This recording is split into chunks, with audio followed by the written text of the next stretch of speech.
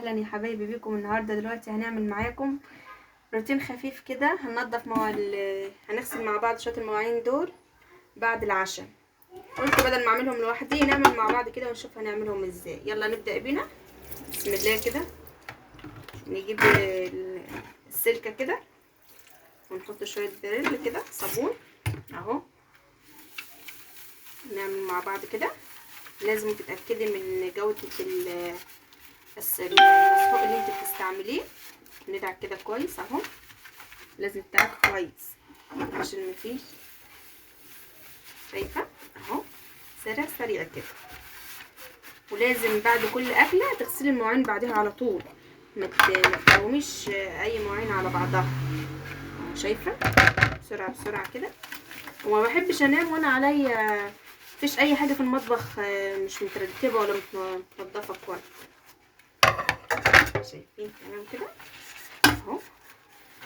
هو فيديو خفيف كده بسيط خالص يعني، بس قلت بدل ما اعمله لوحدي نتسلى مع بعضينا كده.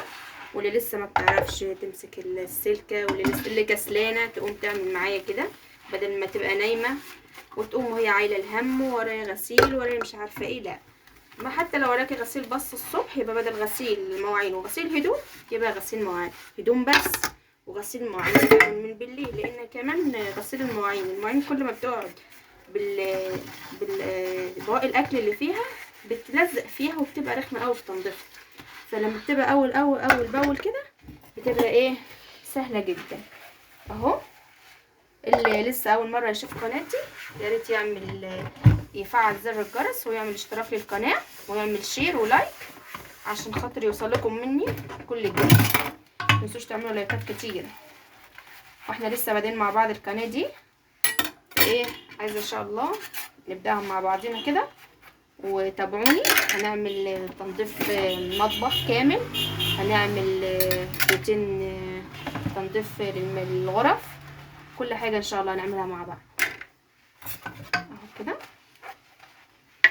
كده اهو اهو. وان شاء الله هنعمل حاجات بلدي كمان، مش هنستعمل الحلل دي بس، لا هوريكم تستعملوا كل انواع الحلل باذن الله ان شاء الله كده، عشان خاطر في اي وقت انت اتزنقتي ان انت تستعملي اي حله تاني تستعمليها كده.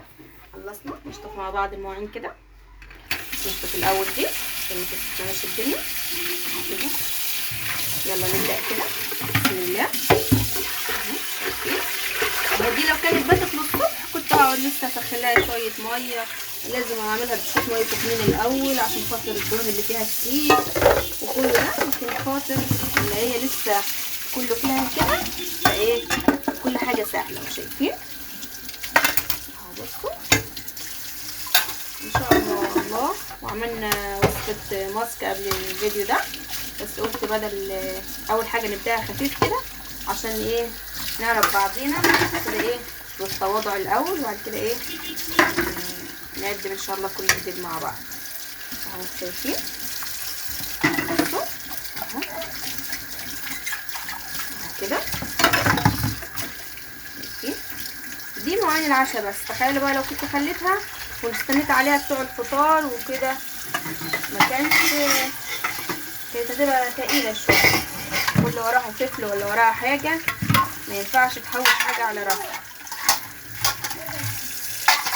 اهو كده. تمام. نشطف دول بس كده. يا رب يكون الفيديو عجبكم. لو عجبكم الفيديو ما تنسوش تعملوا شير ولايك وتشتركوا في القناه لو اول مره تشوفوها وتفعلوا زر الجرس. ويا رب اكون خفيفه عليكم. وخلص فيديونا على كده. يلا راح ارص المواعين. يلا وانتوا كل يلا يغسل المواعين اللي وراه. يلا باي باي. السلام عليكم ورحمه الله وبركاته.